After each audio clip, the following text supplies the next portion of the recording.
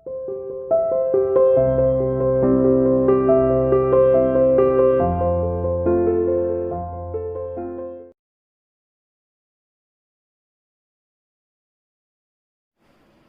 dear student, welcome to C International School online classes.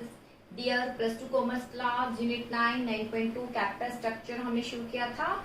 उसका topic आज हम discuss करेंगे ट्रेडिंग ऑन इक्विटी. वैसे मीनिंग में डिस्कस कर ही चुकी हूँ, सीधा मैं टॉपिक पर आऊंगी किस तरीके से इसको कैलकुलेट करेंगे. ट्रेडिंग ऑन इक्विटी मैंने बता दिया था कि इक्विटी के साथ फिक्स कॉस्ट कैपिटल ले लेना. आगे एक और लाइन, ताकि इक्विटी शेयर होल्डर की आय इंक्रीज हो जाए, यही कहलाया जाता है ट्रेडिंग ऑन इक्विटी. लेकिन इक्विटी शेयर होल्डर क्या है, तभी इंक्रीज होगी जब रिटर्न तो ज्यादा आ रहा है जब आप इन्वेस्ट कर रहे हैं, ठीक है, और डेट पर जो इंटरेस्ट दे रहे हो वो कम दे रहे हो, तब इक्विटी शेयर होल्डर की आय होगी इंक्रीज. लेकिन मान लीजिए रिटर्न आपके पास कम आ रहा है, जो पैसा लिया उसको इन्वेस्ट किया वो उस पर रिटर्न तो कम आ रहा है और इंटरेस्ट ज्यादा दे रहे हो, तो आप फिर लॉस में है, ठीक है, तब इक्विटी शेयर होल्डर क्या इंक्रीज नहीं होगी. तो यहाँ इसी टॉपिक को आज हम इलस्ट्रेशन के बेस पर समझेंगे, किस प्रकार earning before interest and earning per share analysis. चलिए देखते हैं. जैसे यहाँ पर एक इलस्ट्रेशन गिवन है जिसमें एक्स कंपनी और वाई कंपनी है, ठीक है. तो एक्स कंपनी भी टोटल कैपिटल की जरूरत है 10 लाख की, वाई कंपनी को भी 10 लाख की ही जरूरत है. लेकिन एक्स कंपनी ने क्या करे हैं, पूरे 10 लाख इक्विटी शेयर होल्डर से ही लिए हैं, जो कि 10 पर ईच है, ठीक है, यानी 1 लाख के उसने इक्विटी शेयर जारी किया है. तो सारे जो 10 लाख है उसने इक्विटी शेयर जारी करके कलेक्ट किए हैं. वही अगर वाई कंपनी देखे तो इसने मिक्स किया है प्रोपोर्शन, इक्विटी के साथ फिक्स कॉस्ट कैपिटल यानी डेट कैपिटल ली है, इसने डिबेंचर लिए हैं 6 लाख के, 10% इस पर इंटरेस्ट पे करेगी, और 4 लाख के क्या लिए हैं, इक्विटी. तो यानी 10 लाख इसने इस तरीके से जो है एडजस्ट किए हैं, और एक्स कंपनी ने 10 लाख इस तरीके से कलेक्ट किए हैं केवल इक्विटी लेकर, वाई कंपनी ने इक्विटी और डिबेंचर दोनों लेकर किया है. अब यहाँ हमें ये देखना है एनालिसिस करके, जो अभी हम टॉपिक पढ़ा था ट्रेडिंग ऑन इक्विटी, अगर फिक्स कॉस्ट कैपिटल के साथ इक्विटी शेयर के साथ फिक्स कॉस्ट कैपिटल ले लेते हैं तो इक्विटी शेयर होल्डर की आय इंक्रीज हो जाती है. तो वही टॉपिक डिस्कस करेंगे. इसने फिक्स कॉस्ट कैपिटल नहीं ली तो क्या इसके इक्विटी शेयर होल्डर की आय बढ़ेगी, इसने फिक्स कॉस्ट कैपिटल ली है तो क्या इसकी बढ़ेगी आय, यही आज हम डिस्कस करेंगे. चलिए देखते हैं इसकी कैलकुलेशन करने पर किसके इक्विटी शेयर होल्डर को आय ज्यादा मिलेगी. क्या इसके इक्विटी शेयर होल्डर को मिलेगी एक्स कंपनी की या वाई कंपनी की. तो पहले हमें इसके लिए पता होना चाहिए अर्निंग बिफोर इंटरेस्ट टैक्स कितना है. दोनों ने earning before interest tax 2 lakh ही कमाया है. अर्निंग बिफोर इंटरेस्ट टैक्स यानी वो अर्निंग जिस पर ना तो अभी हमने इंटरेस्ट दिया है ना ही टैक्स दिया है, जो इन्वेस्ट किया था उस पर जो रिटर्न आ रहा है ये वो है. 2 लाख इन्होंने कमाए हैं, ठीक है, यानी earning before interest tax 2 lakh इनको रिसीव हुआ है. तो यानी 10 लाख था जिसमें 2 लाख इन्होंने रिसीव किया, कितने परसेंट हो गया, 20% हो गया ना. चलिए देखते हैं अब कैलकुलेशन. हाँ जी, टैक्स रेट 30% इनको पे करनी है. तो चलिए क्वेश्चन देखते हैं. मैंने ये लिख दिया है X company Y company, earning before interest में ऑलरेडी लिख दिया है, दोनों के 2 लाख है. आप कैलकुलेशन करेंगे. मैंने पहले बताया है आपको, सबसे कंपेरिजन कर रहे थे तब भी, डेट पर इंटरेस्ट सबसे पहले देते हैं, इंटरेस्ट देने के बाद टैक्स देते हैं, टैक्स देने के बाद डिविडेंड दिया जाता है, तब पता चलेगा कितना डिविडेंड है, कितने अर्निंग पर शेयर है, कितना कमा रहे हैं वो, हर एक शेयर पर कितना लाभ मिल रहा है. तो सबसे पहले हमें देना है इंटरेस्ट. तो अर्निंग बिफोर इंटरेस्ट टैक्स है 2 लाख है, 2 लाख है, तो हम क्या पे करेंगे, इंटरेस्ट. क्या पे करेंगे, इंटरेस्ट, ठीक है. तो इंटरेस्ट है बेटा 10% इंटरेस्ट है. एक्स कंपनी को कोई इंटरेस्ट पे नहीं करना पड़ेगा, लेकिन वाई कंपनी को क्या पे करना पड़ेगा, इंटरेस्ट, क्योंकि इसने 6 लाख के डिवेंचर लिए हैं. तो 10% आ गया 60,000, ठीक है. इंटरेस्ट दे दिया तो क्या बचा, अर्निंग बिफोर टैक्स. इंटरेस्ट सब कट जाएगा, ये इंटरेस्ट दे चुके हो, हट जाएगा. अब यहाँ क्या लिखोगे, अर्निंग बिफोर टैक्स, यानी ये वो अमाउंट है जो अर्निंग अभी टैक्स देने से पहले का है. इसका तो 2 लाख ही रहेगा, और ये जो है अपना इंटरेस्ट दे चुका है, तो इसे इसके पास अब टैक्स देने से पहले 1,40,000 रुपीज बचे. यहाँ इसका 2 लाख ही शामिल होगा, क्योंकि सबसे पहले इंटरेस्ट दिया जाता है, इसने डेट लिए नहीं है इसलिए इंटरेस्ट पे नहीं करेगा, सीधा टैक्स पे करेगा. अब आती है टैक्स. तो टैक्स जो है कितना परसेंट पे करना है, इसे दोनों को ही 30% टैक्स पे करना है. दोनों का earning before interest tax same ही था, ठीक है। 30% कितना हो गया, 2 लाख का 30%, ठीक है। ये आ गया 6 देखिए 2 लाख का 30% निकालिए, कितना आ गया 2 का, ठीक है। ये आ गया 60,000, कितना आ गया 60,000। वही यहाँ पर अगर हम इसका 30% निकालते हैं, कितना आ जाएगा, 30% निकालिए, कैलकुलेशन कीजिए, मल्टीप्लाई 30 अपॉन 100, कैलकुलेशन करते हैं तो कितना आ जाता है 42,123,000, तो यहाँ आ जाता है 42,000, ठीक है। चलिए ये तो हमने 30% इसका निकाल के मैंने दिखा दिया है, 30% इसका, यानी देखिए 10 लाख दोनों को ही जरूरत थी, इसने केवल इक्विटी शेयर होल्डर ही लिए हैं, इसने इक्विटी के साथ डेट लिया, तो ये टैक्स जो पे कर रहा है 60,000 पे कर रहा है, ये टैक्स की लायबिलिटी इसके 60,000 है, 60,000 ये पे कर रहा है। वही वाई कंपनी का देखे तो केवल 42,000 पे कर रहा है एज अ टैक्स के रूप में। तो ये मैंने बोला था ना पीछे कंपेरिजन में बताया था, टैक्स एडवांटेज मिलता है, तो देखिए यहाँ टैक्स कम देना पड़ रहा है, ठीक है, किसको, वाई कंपनी को, वही एक्स कंपनी को टैक्स क्या देना पड़ रहा है 60,000, यानी टैक्स जब दिया जा रहा है तो टैक्स कलेक्शन इसका ज्यादा आ रहा है और यहाँ कम देना पड़ रहा है, इसे यहाँ ये बेनिफिट मिल जाता है डैप लेने का, ठीक है। इसके बाद हम देखते हैं कि किसकी इक्विटी शेयर होल्डर की आय ज्यादा हुई, टैक्स दे दिया, अब इसके बाद टैक्स देने के बाद क्या बचा, earning after tax, earning after tax यानी टैक्स देने के बाद क्या अमाउंट बचा, टैक्स देने के बाद अमाउंट बचा 1,40,000 और यहाँ पर क्या अमाउंट बचा 98,000, ठीक है, यहाँ 98,000 आ गया। इसके बाद हम क्या करेंगे, अब टर्न आती है, सबसे पहले इंटरेस्ट दिया, इंटरेस्ट के बाद टैक्स दिया जाता है, टैक्स के बाद डिविडेंड दिया जाता है, और डिविडेंड भी सबसे पहले प्रेफरेंस को दिया जाएगा, प्रेफरेंस है यहाँ नहीं है तो हम सीधा किसको डिविडेंड देंगे, इक्विटी शेयर होल्डर को ही डिविडेंड देंगे। तो इसकी अर्निंग पर शेयर निकालेंगे, अर्निंग पर शेयर कैसे निकलती है बेटा, इसका फॉर्मूला है अर्निंग पर शेयर का, earning after tax upon number of equity share, ठीक है। अर्निंग आफ्टर टैक्स तो ये रहा 1,40,000 upon number of equity share, कितने हैं नंबर ऑफ इक्विटी शेयर, अगर इसके देखें तो इसने 10 लाख पूरे के लिए है, 10 रुपीज ईच थे, यानी 1 लाख के इसने क्या दिए, 1 लाख के क्या जारी किए हैं, शेयर जारी किए हैं, ठीक है। नंबर ऑफ, ये तो आपने अकाउंट में भी किया है, ये आगे इसकी कैलकुलेशन। वही अगर इसकी कैलकुलेशन देखें 98,000 अपॉन 4 लाख थे, 10 का ईच है, तो कितना आ गया 40,000, ये आ गया 1 2 3 4 यानी 40,000, कितना आ गया 40,000 के इसने शेयर जारी किया, इक्विटी शेयर जारी किया। चलिए अब इसको कट कर देते हैं, कितना आता है, यहाँ तो आ गया 1.4 पर शेयर रुपीज इसको मिलेगा, पर शेयर रुपीज 1.4, यहाँ पर इक्विटी शेयर होल्डर को मिलेगा 2.45, जब आप इसको कट करेंगे तो 2.45, ठीक है। हर एक शेयर पे 2.45 रुपीज जो है क्या होगा, इक्विटी शेयर होल्डर की इंक्रीज होगी आय, ठीक है बेटा। फिर बता देती हूँ, अगर आप यहाँ देखते हैं तो एक्स कंपनी के जो शेयर होल्डर है उनको केवल हर एक शेयर पर 1.4 का फायदा हो रहा है। वहीं वाई कंपनी के अगर शेयर देखे तो अर्निंग पर शेयर इनकी कितनी आई है 2.45, यानी अर्निंग पर शेयर पर कितनी अर्निंग कर रहे हैं, तो वाई कंपनी के शेयर होल्डर 2.45 रुपीज से कर रहे हैं, और वहीं एक्स कंपनी के 1.4, अर्निंग पर शेयर इनका 1.4 है, वहीं इनका अर्निंग पर शेयर 2.45 आया। तो आप देखिए कितना बेनिफिट हो रहा है, यानी वाई कंपनी के शेयर होल्डर की आय इंक्रीज हो रही है। क्यों इंक्रीज हुई, क्योंकि उन्होंने इक्विटी के साथ क्या लिए हैं, फिक्स कॉस्ट कैपिटल लिया है, इसलिए वाई कंपनी के इक्विटी शेयर होल्डर की आय इंक्रीज हुई।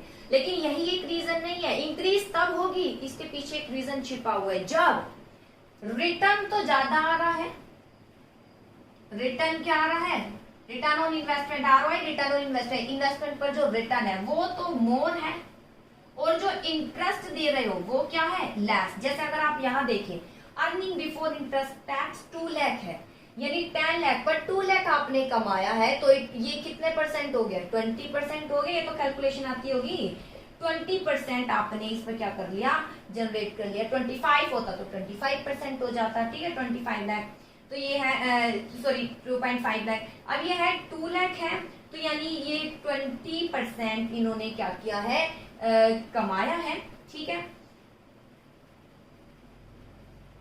इंटरेस्ट कितना दे रहे हैं, इंटरेस्ट दे रहे हैं कितना 10%। इंटरेस्ट अगर देखे तो 10%, कमा 20% रहे हैं, दे 10% रहे, यानी 10% तो इन्हीं का रह गया, तो इसलिए इक्विटी शेयर होल्डर की आय हो गई इंक्रीज। लेकिन मान लीजिए आरओआई यानी जो रिटर्न है वो कम आ रहा है और इंटरेस्ट ज्यादा दे रहे हो, जैसे रिटर्न तो आ रहा है केवल रिटर्न आ रहा है 8%, ठीक है 8%, और वहीं आप इंटरेस्ट दे रहे हैं 10%, भाई दे ज्यादा रहे हैं और कमा कम रहे हैं, तो इट मीन्स यहाँ इक्विटी शेयर होल्डर की आय क्या हो जाएगी, कम हो जाएगी। तो मेन रीजन ये है। आई होप आपको ये कैलकुलेशन समझ आई होगी। इस टॉपिक को हम आगे और समझाते हैं जब किस बेस से, जब हम अगर अर्निंग बिफोर इंटरेस्ट टैक्स कम हो, यानी आरओआई कम है और इंटरेस्ट हम ज्यादा दे रहे हैं। जैसे देखिए पहले मैं इसका एक्सप्लेनेशन पढ़ देती हूँ। इन अबू एग्जांपल में शेयर होल्डर एक्स कंपनी के 1.40 रिटर्न मिल रहा है उनके इन्वेस्टमेंट पर, वहीं शेयर होल्डर वाई कंपनी के शेयर होल्डर को 2.45 अर्निंग पर शेयर कमा रहे हैं। बोथ कंपनी ने 10 लाख ही 10 लाख जो है कलेक्ट किए थे मनी, और दोनों को ही 2 lakh earning before interest tax था। वहीं अगर वाई कंपनी का देखें तो इक्विटी शेयर होल्डर की आय इंक्रीज हो रही है, यानी उन्होंने ट्रेडिंग ऑन इक्विटी का क्या उठाया है, लाभ उठाया है। दूसरे शब्दों में वाई कंपनी ने फिक्स कॉस्ट कैपिटल ली है इक्विटी शेयर होल्डर के साथ, fix cost capital paid fix interest at rate और 10% से इंटरेस्ट दे रहे हैं, और कमा कितना रहे हैं 20%, जैसे आपकी बुक में गिवन है आप देख लीजिए। इनके अर्निंग इज लो, मान लीजिए अर्निंग लो है तो इक्विटी शेयर होल्डर कंपनी में earn less even following trading on equity, both the company earn a profit 80,000। मान लीजिए दोनों ही कंपनी कितना प्राप्त करती है। अभी तो यहाँ अर्निंग बिफोर इंटरेस्ट टैक्स कितना था, यहाँ अर्निंग बिफोर इंटरेस्ट टैक्स था 2 लाख। मान लीजिए अर्निंग बिफोर इंटरेस्ट टैक्स कितना आ जाता है 80,000, कितना आता है 80,000 यानी 8%। तो देखिए कितना ये अर्न करेंगे। चलिए मैं लिख देती हूँ। मान लीजिए earning before interest tax 2 lakh था, 2 लाख नहीं है 80,000 है, ठीक है, यानी 8% कमा रहे हैं, तो यहाँ लिख दिया मैंने 80,000। चलिए यहाँ भी लिख दिया 80,000। ये तो इंटरेस्ट देगा नहीं, इसका सीधा यहाँ आएगा 80,000, ये इंटरेस्ट देगा, यहाँ बचेगा 20,000। अब ये टैक्स देगा, कितना देगा, ये देगा 24,000, ठीक है, और ये टैक्स देगा कितना, ये देगा 6,000। अब यहाँ पर कितना बचा है, ठीक है 6 आ गया 56,000, और यही अगर हम कैलकुलेशन करें तो कितना आ जाता है 14,000। अब वही अर्निंग पर शेयर निकालिए, डिवाइड कीजिए 56,000 को जब आप 1 लाख से डिवाइड करेंगे तो कितना आता है, वही 14,000 को डिवाइड कर दीजिए आप कितने से है 40,000 से, तो कितना आता है। देखिए जब आप डिवाइड करते हैं 56,000 को 1 लाख से एंड 14,000 को 40,000 से, तो यहाँ जाता है अर्निंग पर 0.56, वही इनकी अर्निंग पर 0.35। तो अब देखिए अगर earning before interest tax x कम आता है, तो आपने देखा एक्स कंपनी के शेयर होल्डर की अर्निंग पर शेयर ज्यादा है किससे, वाई कंपनी से। ऐसा क्यों, क्योंकि वाई कंपनी जो आरओआई है, आरओआई यानी 80,000 यानी 8% तो कमा रही है, और इंटरेस्ट कितना दे रही है 10%, दे ज्यादा रही है कमा कम रही है, इसलिए इसके इक्विटी शेयर होल्डर की आय क्या हो गई, कम। ये रीजन है ट्रेडिंग ऑन इक्विटी का लाभ यहाँ वो नहीं कमा पाई। ट्रेडिंग ऑन इक्विटी का लाभ तभी होगा जब आरओआई ज्यादा होगा और इंटरेस्ट वो क्या देगी, कम। आई होप आपको क्लियर हो गया होगा टॉपिक। अब देखते हैं सिग्निफिकेंस क्या है ट्रेडिंग ऑन इक्विटी के। Significance of trading on equity lies in fact that if the company is earning more profit, then it can increase the earning of equity shareholder by making use of fixed cost. Significance महत्व बताया है। Trading on equity का महत्व तभी है जब company profit ज्यादा कमा रही है और इंटरेस्ट क्या दे रही है, कम दे रही है, ठीक है। और increase equity share holder use their, और इक्विटी के साथ फिक्स कॉस्ट कैपिटल ले रही है, और दूसरा आप लिख सकते हैं इंटरेस्ट कम दे रही है और रिटर्न उसको ज्यादा मिल रहा है। अगला लिमिटेशन क्या है ट्रेडिंग ऑन इक्विटी की, the process of trading on equity advantages only under the following situation, ये निम्नलिखित सिचुएशन में फायदेमंद होती है। कब होती है, देखें when the company has regular earning, जब कंपनी रेगुलर क्या कर रही हो, अर्निंग कर रही हो, तब जो है ट्रेडिंग ऑन इक्विटी का लाभ मिलता है। रेगुलर अर्निंग कर रही है, रेगुलर प्रॉफिट हो रहा है, प्रॉफिट है, तो इक्विटी शेयर होल्डर की आय इंक्रीज होगी और वो तो निरंतर रूप से इंटरेस्ट भी पे कर पाएगी। When earning of company are higher than rate of interest on DAP और dividend on preference share, इसके अलावा कंपनी अर्निंग, जब कंपनी अर्न तो ज्यादा कर रही है और इंटरेस्ट आपका है डिविडेंड, ठीक है, मेनली इंटरेस्ट से लीजिए, वो क्या दे रही है, कम दे रही है, ठीक है। यहाँ पर प्रेफरेंस तो था ही नहीं, ठीक है, डैप भी था। आगे, when the company has sufficient fixed assets to offer as security to the lender, और डैप तो आपको तभी मिलेंगे जब आपके पास सिक्योरिटी होगी, जब आपके पास सफिशिएंट सिक्योरिटी है लेंडर को देने के लिए, तब जो है ट्रेडिंग ऑन इक्विटी का लाभ उठा सकते हो। यही इसकी लिमिटेशन है। पहली लिमिटेशन क्या है, जब कंपनी रेगुलर इनकम कमा रही है, रेगुलर क्या कर रही है, इनकम कमा रही है, तब जो ये इसकी लिमिटेशन है, वरना ट्रेडिंग ऑन इक्विटी का लाभ नहीं मिलेगा। दूसरा, प्रॉफिट ज्यादा कमा रही है और इंटरेस्ट क्या दे रही है, कम, ये इसकी लिमिटेशन है, अदरवाइज ट्रेडिंग ऑन इक्विटी का लाभ नहीं मिलेगा। And last of all, company के पास सफिशिएंट क्या होना चाहिए, फिक्स असेट्स होना चाहिए, क्योंकि जो लैंडर है, उधार देने वाले, वो मोर्गेज तो रखवाएंगे एज अ सिक्योरिटी, तो आप वो रखवाएंगे, तो अगर आपके पास है तो ही उनका मनी मिलेगा और ट्रेडिंग ऑन इक्विटी का लाभ उठा सकते हो, अदरवाइज नहीं उठा सकते। तो यही इसकी लिमिटेशन है। आई होप टॉपिक समझ आया होगा।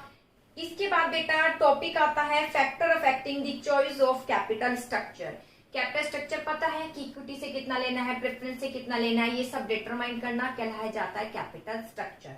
तो कौन कौन से फैक्टर प्रभावित करते हैं जब हम कैपिटल स्ट्रक्चर को चूज करते हैं, ये पॉइंट मैं करा देती हूँ। जैसे देखिए, फर्स्ट ऑफ ऑल है कैश फ्लो पोजीशन। क्या है कैश फ्लो पोजीशन, ये टॉपिक वही है जो आपने अभी पीछे फाइनेंसिंग डिसीजन में पढ़ा था, ये वही टॉपिक है, ठीक है। उसका थोड़ा सा और लेंथ में बनाकर इन्होंने बताया है। चलिए मैं बता देती हूँ। जैसे सबसे पहले आता है कैश फ्लो पोजीशन, तो ये लाइव क्लास में ही मैंने डिस्कस किया है। कैश फ्लो पोजीशन अगर अच्छी है तो डेप आप चूज कर सकते हैं, क्योंकि उनका निरंतर रूप से आप इंटरेस्ट पे कर सकते हैं। जैसे देखिए, while making choice of capital structure में जब चूज करते हैं तो कैश फ्लो पोजीशन को ध्यान में रख लेना चाहिए। डेप तभी आप यूज करें जब कैश फ्लो पोजीशन कैसी है, गुड है, ठीक है।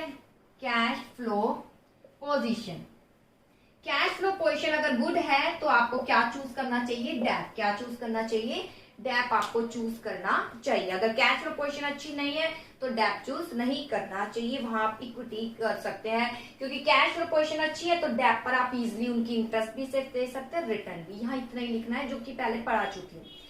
अब आता है इंटरेस्ट कवरेज रेशियो। क्या है, with the help of this ratio interest coverage, ICR, interest coverage ratio, देखो नेम से इंडिकेट है इंटरेस्ट कवरेज रेशियो, यानी इंटरेस्ट को कवर करने का रेशियो, ठीक है। अगर ये ज्यादा है तो आप डैप लीजिए, अदरवाइज नहीं। यहाँ मेनली रूप से डैप पर है, डैप कब लेना है कब नहीं, देखें। With the help of this ratio, an effort is made to find out how many times EBIT is available to payment of interest. ICR के माध्यम से हम ये देख सकते हैं कि कितना हमारे पास मनी आई है और उसमें से कितना हम इंटरेस्ट पे कर सकते हैं। जैसे अभी EBIT बताया था 2 लाख, उसमें से कितना पे कर सकते हैं interest. Capacity of company on debt capital in case of direct proportion in this ratio, जितना ज्यादा EBIT ज्यादा आएगा हम उतनी ही मात्रा में क्या पे कर सकते हैं, इजिली डेप पर इंटरेस्ट दे सकते हैं। इस रेशियो को कैसे निकाला जाता है, बहुत सिंपल है, EBIT अपॉन इंटरेस्ट, बस इतना ही करना है, EBIT अपॉन इंटरेस्ट। मीनिंग समझ लीजिए, इंटरेस्ट कवरेज रेशियो मतलब जितना ज्यादा ये रेशियो आएगा, जैसे EBIT अपॉन इंटरेस्ट डिवाइड कर दोगे ना तो आ जाएगा एक जो है डिजिट आ जाएगी, जितनी ज्यादा ये डिजिट ज्यादा जाएगी, परसेंटेज जितना जाएगा, रेशियो जितना जाएगा, आप उतना कह सकते हो कि आपके पास क्षमता है इंटरेस्ट पे करने की। It is possible spite of, हो सकता है कि ICR होने पर भी पोजीशन कंपनी में भी वीक हो। इस ratio is not proportion measure of capacity of company to pay interest. वैसे ICR मतलब जितना बेटर ICR होगा, जितना अच्छा होगा, जितने ये रेशियो अच्छा निकलेगा, उतना आप पेमेंट कर सकते हैं, ये इसको शो करता है। लेकिन ये बहुत अच्छा मेजर नहीं माना जाता है। इसके लिए एक और भी जो है यूज किया गया है, वो कौन सा है देखिए, वो है डेप सर्विस कवरेज रेशियो। कौन सा है, डेप सर्विस कवरेज रेशियो। बेटा ये रेशियो ज्यादा बेटर माना गया है किससे, आईसीआर से। तो इसका रेशियो का आप देख सकते हो, इसमें लिखा हुआ है profit after tax plus depreciation plus interest non cash expenses return on, जैसे कि बैड डेट ये होते हैं, ठीक है, upon preference dividend plus interest, ठीक है बेटा, एक ऊपर इंटरेस्ट है एक नीचे इंटरेस्ट है, ठीक है, एंड रीपेमेंट ऑब्लिगेशन, जो अभी पेमेंट नहीं करी उनका भी पेमेंट हमें करना है। देखिए ध्यान दीजिए, प्रॉफिट आफ्टर टैक्स मैं लिख देती हूँ, profit after tax plus depreciation plus interest plus non cash payment, non cash payment जैसे कि बैड डेट होते हैं, ठीक है, इसमें डेप्रिसिएशन भी वैसे शामिल होता है, मेन बैड डेट, प्रेफरेंस का डिविडेंड प्लस इंटरेस्ट हो गया प्लस रीपेमेंट ऑब्लिगेशन, जिनको भी पेमेंट नहीं करी, ये डेप्रिसिएशन। बेटा प्रॉफिट आफ्टर टैक्स शामिल करना है, जैसे आप फाइनेंशियल कॉस्ट जो भी करोगे ना बुक, तो उसमें ऐसे क्वेश्चंस गिवन होंगे, ये सबके डेटा गिवन होता है, फॉर्मूले में पुटअप करना होता है बस। प्रॉफिट आफ्टर टैक्स आता है, डेप्रिसिएशन ये इंटरेस्ट जो लॉन्ग टर्म लोन पर लिया जाता है वो इंटरेस्ट है, ठीक है, नॉन कैश ये बैड डेट हो गया, प्रेफरेंस डिविडेंड, ठीक है, और प्रेफरेंस पर डिविडेंड, इंटरेस्ट जो डिबेंचर पर है, ये डिबेंचर वाला इंटरेस्ट है, ये लॉन्ग टर्म वाला कह सकते हो जो बैंकों से लेते हो, और जो पेमेंट नहीं करी आपने अब तक, ठीक है। तो इन सबको जब आप यूज करते हो, जो एक रेशियो आएगा वो शो करेगा, जितना ज्यादा रेशियो आएगा वो शो करेगा कि आप उतना ही ज्यादा पेमेंट कर पाते हैं, आपकी स्थिति अच्छी है। The ratio tell us about cash payment बताता है and the amount cash available, both ratio mean better capacity of company for debt payment. ये रेशियो जितना अच्छा होगा शो करेगा कि डेट की आप उतनी ही अच्छी पेमेंट कर सकते हो। अब इसके बाद आता है रिटर्न ऑन इन्वेस्टमेंट, इसके बाद आता है रिटर्न ऑन इन्वेस्टमेंट। चलिए बेटा इस टॉपिक को चलिए आज ही करा देते हैं। रिटर्न ऑन इन्वेस्टमेंट क्या है, the greater return on investment. देखिए रिटर्न ऑन इन्वेस्टमेंट क्या है, ROI, रिटर्न ऑन इन्वेस्टमेंट। जैसे अभी मैंने बताया था रिटर्न ऑन इन्वेस्टमेंट, कितना इन्वेस्टमेंट आ रहा है, कैसे इसको फाइंड आउट करते हैं। Greater return on investment company increase capital utilise more debt capital. अभी आया था ना 2 लाख रिटर्न ज्यादा आ रहा था, तो डेट कैपिटल का आपने अच्छा यूज किया है, उसको इंटरेस्ट दे सकते हो, इक्विटी शेयर होल्डर की आय बढ़ेगी। लेकिन ये रेशियो कम है तो फिर फायदा नहीं है डेट लेने का। तो return on investment company increase, यानी आप डेट कैपिटल का मोर यूटिलाइज कर सकते हो। इसको कैसे निकाला जाता है, EBIT अपॉन टोटल इन्वेस्टमेंट। कैसे निकाला जाता है, EBIT अपॉन टोटल इन्वेस्टमेंट, ठीक है। यहाँ केवल ये छोटी छोटी बातें याद रखनी और कुछ नहीं है, केस स्टडी में सिर्फ इतना ही आएगा और कुछ नहीं। इसके बाद आता है कॉस्ट ऑफ डेट। क्या आता है, cost of debt. Cost of debt पता है, डेट पर जो कॉस्ट है कम दी जाती है, फिक्स रेट से दी जाती है। Capacity of company to take debt depend on cost of debt. Company की कैपेसिटी कि कितना वो डेट से पैसा ले, ये डिपेंड करता है वो डेट पर कितना इंटरेस्ट दे रही है। इन केस अगर डेट पर इंटरेस्ट ज्यादा है, मान लीजिए डेट का पैसा तभी लेगी जब उन पर इंटरेस्ट की रेट जो है डिसाइड की जाएगी। मान लीजिए अगर इंटरेस्ट मोर देना पड़ रहा है, ठीक है, ये दिया जाएगा सप्लाई डिमांड के आधार पर फिक्स किया जाता है। अगर मोर है तो डेट क्या लेगी, वो कम लेगी। अगर इंटरेस्ट कम देना पड़ रहा है तो डेट क्या ले सकती है, वो यूज कर सकती है, ठीक है। इसके बाद आता है टैक्स रेट। चलिए टैक्स रेट और बता देते हैं, बाकी हम नेक्स्ट वीडियो में बताएंगे टैक्स रेट क्या है, ध्यान से सुनिए। The rate of tax affect cost of debt. जो टैक्स की रेट है वो affect the cost of debt, ठीक है। जितना डेट पर कॉस्ट यानी उसको अमाउंट दे कर रहे हैं इंटरेस्ट, वो इंटरेस्ट पे करने के कारण टैक्स प्रभावित हो रहा है। जैसे अभी क्वेश्चंस में किया था, इंटरेस्ट दिया तो टैक्स हमें कम देना पड़ा। द रीजन क्या है, इंटरेस्ट हम पहले देते हैं और टैक्स की कैलकुलेशन क्या करते हैं, बाद में करते हैं। और जो टैक्स देते हैं वो हमारे जो इंटरेस्ट देते हैं वो हमारे खर्चे माने जाते हैं। इस प्रकार टैक्स की हो जाती है सेविंग। जैसे देखिए क्वेश्चन है यहाँ पे, suppose company take a loan. मान लीजिए कंपनी ने लोन लिया है, कितना लोन लिया है, ₹100, ठीक है। And rate of interest debt, और इंटरेस्ट जो है कितना है 10%, लोन लिया है और 10% इंटरेस्ट है, ठीक है। And rate of tax is 30%, और टैक्स कितना दे रही है 30%। टैक्स कितना दे रही है 30% वो दे रही है टैक्स, ठीक है। तो अब देखिए by deducting 10 from EBIT saving 3% in tax take place. देखिए क्या बोला है, ईबीआईटी और देख लेते हैं ईबीआईटी कितना है। The tax 30% by deducting 10 from the EBIT, a saving of 3 in tax will take place. Interest deduct. यहाँ पर बेटा EBIT गिवन नहीं है तो EBIT आप मान लीजिए कितना है, EBIT आप मानकर चलिए। जब कुछ नहीं गिवन होता तो 100 मानकर चलते हैं, जब कुछ भी गिवन नहीं होता तो हम क्या मानकर चलते हैं, 100 मानकर चलते हैं। ठीक है, तो EBIT मान लीजिए 100 है, लोन लिया है 100 का और इंटरेस्ट 10% दे रहे हैं, तो पहले हम क्या देंगे, इंटरेस्ट। ठीक है, कितना परसेंट, 100 का 10 यानी 10 रुपीज इंटरेस्ट पे कर दिया। ठीक है, तो ये क्या बच गया, अर्निंग बिफोर टैक्स कितना आ गया, 90। अब हम इस पर क्या देंगे, टैक्स देंगे 30%, कितना आ गया, 27। ठीक है, 27 हमने क्या दिया, टैक्स। ठीक है, क्या बोला है कि जब डैप लेते हैं तो टैक्स का एडवांटेज मिलता है, तो यहाँ देखिए टैक्स का एडवांटेज मिला है, हमने 27 रुपए दिए। मान लीजिए कंपनी का ईबीआईटी 100 रुपए ही है, क्योंकि यहाँ ईबीआईटी गिवन नहीं है, वो हम मानकर चलेंगे 100 जैसे मैथमेटिक्स में करते थे, लेकिन बाकी सब गिवन है। लोन 10% लिया है, टैक्स 30% चल रहा है।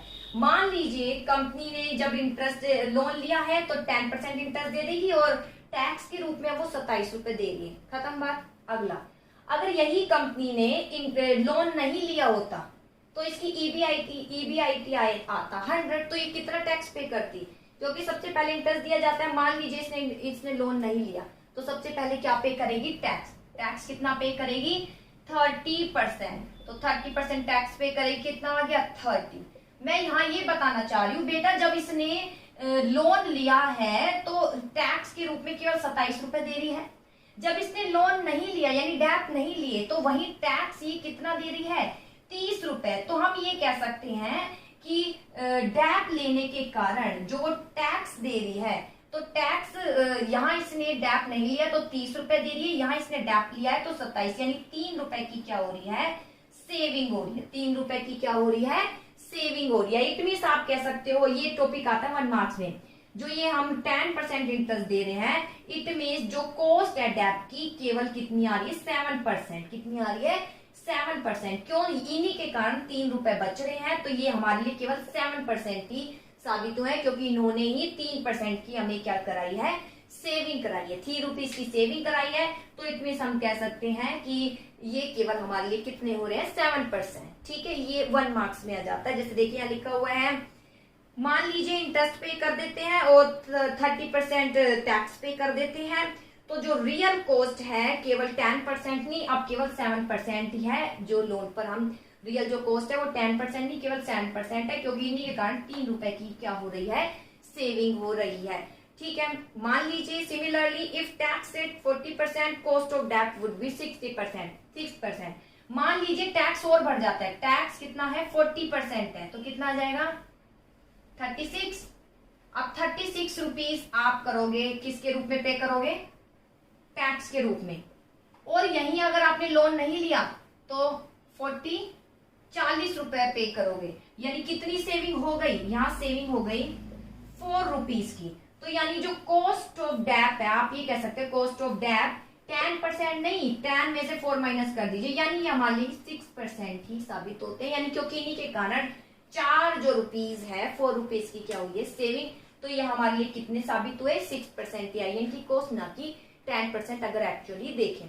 तो यहाँ बेटा यही था समझाने का मकसद कि टैक्स रेट की एडवांटेज मिलती है जब हम इसको यूज करते हैं। आई होप टॉपिक समझ आया होगा और आप इसको अच्छे से करके जरूर देखिएगा। ओके।